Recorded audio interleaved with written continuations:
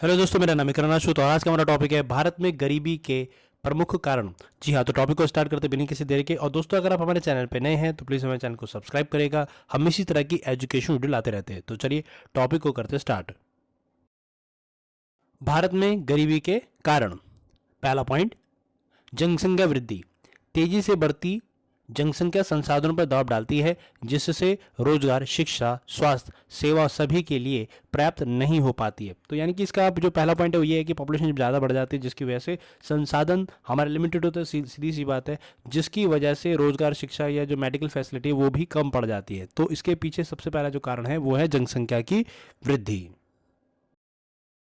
बात करेंगे हम सेकेंड पॉइंट, बेरोजगारी। शिक्षा प्राप्त करने के बाद भी बहुत से लोग को उचित नौकरी नहीं मिल पाती। ग्रामीण क्षेत्रों में छिपी बेरोजगारी भी एक बड़ी समस्या है।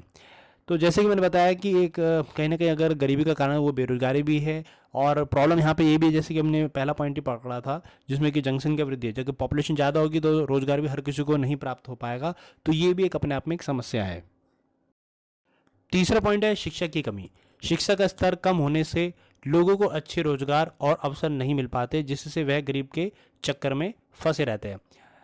तो यहाँ पे हम बात करेंगे जो कि सबसे इंपॉर्टेंट बात है, एजुकेशन या लैक ऑफ एजुकेशन, जिसकी वजह से लोग अपना जीवन को सुधार नहीं पाते, अच्छे रोजगार नहीं मिलते, अवसर नहीं मिल पाते, और वह गरीब के गरीब ही रह जाते हैं। यानी कि गरीबी के चक्कर में ही रह जाती है उनकी पूरी पीढ़ी। तो ये एक इंपॉर्टेंट पॉइंट है। अब हमारा जो चौथा पॉइंट है वो है कृषि पर निर्भरता। अधिकांश ग्रामीण लोग कृषि पर निर्भर है, लेकिन कृषि परंपरागत तरीकों से ही होती है और प्राकृतिक आपदा से सूखा, बाढ़ के कारण अक्सर नुकसान होता है। तो बेसिकली ज़्यादातर लोग जो गांव में कृषि करते हैं वो बेसिकली पुराने तरीके से ही करते हैं, और प्रॉब्लम ये हो जाती है कि जब प्राकृतिक आपदा आती है, जैसे सूखा है, बाढ़ है, तो उनकी फसल को नुकसान होता है, और जब फसल को नुकसान होता है तो उनकी आर्थिक स्थिति काफ़ी प्रॉब्लम में होती है, जिसकी वजह से कहीं ना कहीं ये भी एक सबसे बड़ा पॉइंट है कि लोग गरीब रह जाते हैं, क्योंकि वो फसल जो है मौसम पे निर्भर होती है, और मौसम अगर अच्छा है तो ठीक है, अगर नहीं है, सही नहीं है, तो वो उनकी फसल नष्ट होती है, और फसल नष्ट के कारण उनकी आर्थिक स्थिति खराब होती है। तो अब हम बात करेंगे अपने पांचवें पॉइंट की ओर, औद्योगिकरण और विकास में असमानता। शहरों और औद्योगिक क्षेत्रों में विकास ज़्यादा होता है, लेकिन ग्रामीण और पिछड़े इलाकों में अभी भी विकास की कमी देखने को मिलती है। तो जैसे कि आप चित्र में देख सकते हैं कि एक जगह जहाँ पे रेड एरो दिखा रखा है, यहाँ पे छोटी छोटी बस्तियाँ हैं, जहाँ पे ऐसा लग रहा है कि भाई गरीब बस्ती रह रही है। दूसरी तरफ आप अगर नीले एरो की तरफ देखेंगे तो वहाँ पे काफ़ी बड़ी बड़ी बिल्डिंग है, जहाँ पे आपको लगेगा काफ़ी विकसित है। तो ऐसा देखने को मिलता है कई जगहों पे कि शहरों में या फिर औद्योगिक क्षेत्रों में काफ़ी अच्छी डेवलपमेंट होती है, काफ़ी अच्छा रोजगार होता है, सब पे पैसा है, काफ़ी अच्छी ज़िंदगी है। पर वही अगर दूसरी तरफ अगर हम देखें कि गरीब या पिछड़े इलाकों में देखें, तो वहाँ पे विकास ऐसा लगेगा कि अभी भी बहुत कुछ होना बाकी है। तो ये अपने आप में एक कहीं ना कहीं गरीबी को जन्म देती है, ऐसे क्षेत्रों से जो पिछड़े हुए हैं या फिर काफ़ी विकास, जहाँ पे विकास की कमी है। तो ये चीज़ ये दर्शाती है कि वो क्षेत्र उस हिसाब से विकसित नहीं हो पाते, जिसकी वजह से वहाँ पे जनता का भी विकास नहीं होता, और वो गरीबी के चक्र में ही रहते हैं। तो सिक्स पॉइंट है हमारा भ्रष्टाचार और कुप्रबंधन। सरकार की कई योजनाएं गरीबों तक सही तरीके से नहीं पहुंच पाती है, जिसमें गरीबी दूर नहीं हो पाती है। तो देखिए, सबसे जो अगर हम बात करें भ्रष्टाचार है या फिर मिसमैनेजमेंट है, ये बहुत बड़ी एक चुनौती होती है। हालांकि सरकार काफ़ी योजना लाती है जिससे कि गरीबी लोगों का जीवन बेस्ट हो सके, बेटर हो सके, बट कुछ जो सरकारी अफसर है, अधिकारी है, जो उसको इम्प्लीमेंट कर रहे हो तो वो सही प्रकार से उस योजनाओं को इम्प्लीमेंट नहीं करते हैं। उसमें उसमें उसकी हिस्सेदारी खा लेते हैं, भ्रष्टाचार करते हैं या मिसमैनेजमेंट करते हैं, जिस वजह से लोग वैसे के वैसे गरीब में रह जाते हैं। तो ये एक अपने आप में पॉइंट है जो गरीबी को जन्म देता है। बात करेंगे हम यहाँ पे सातवें पॉइंट की ओर, सामाजिक कारण।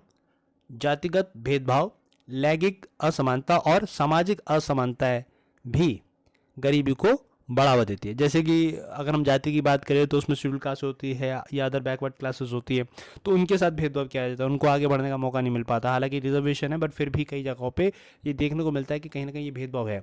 इसी प्रकार से मेल और फीमेल का आपको डिफरेंस देखने को मिलेगा, असमानता देखने को मिलेगी, और सामाजिक में भी अलग अलग प्रकार की असमानताएं देखने का कारण मिलती है, जो कि कहीं ना कहीं गरीबी को बढ़ाती है। ठीक है, गरीबी को दूर नहीं करती है। ये समस्या ऐसी है कि वो एक क्लास में ही वो व्यक्ति बंध जाता है, और ये जो सामाजिक कारण है ये कहीं ना कहीं एक तरह से गरीबी को बढ़ावा देती है। तो अब हम बात करेंगे यहाँ पे आठवें पॉइंट की ओर, स्वास्थ्य सेवाओं की कमी। गरीब लोग उचित इलाज नहीं करा पाते, जिससे उनकी आय का बड़ा हिस्सा बीमारियों के खर्च हो जाता है। तो इसमें समझने वाली बात यह है कि मान लीजिए कोई गरीब आदमी है, वो बीमार पड़ जाता है और बीमारी की अवस्था में वो काफ़ी हॉस्पिटल में धक्के खाता है, क्योंकि प्राइवेट हॉस्पिटल में अगर वो जाता है तो पूरा खर्चा इस तरह से निचड़ जाता है कि उससे पूरी तरह से गरीबी हो जाता है।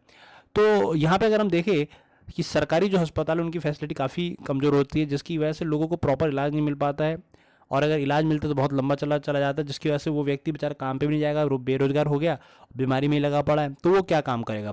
और अगर उसी की जगह पर उसको अच्छी फैसिलिटी मिल जाती है, वो जल्दी ठीक हो जाता, जल्दी ठीक करके अपने काम पे जाता, बिजनेस करता, जो भी है, तो वो रोजगार उसको मिलता, तो उसकी गरीबी दूर हो जाती। बट समस्या यहाँ पे आ गई कि स्वास्थ्य सेवा उसको उचित ना मिलने के कारण ये व्यक्ति जो है गरीब का गरीब रह गया।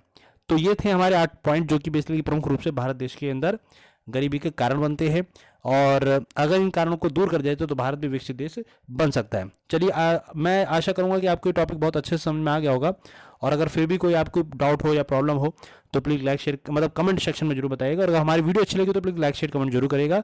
धन्यवाद।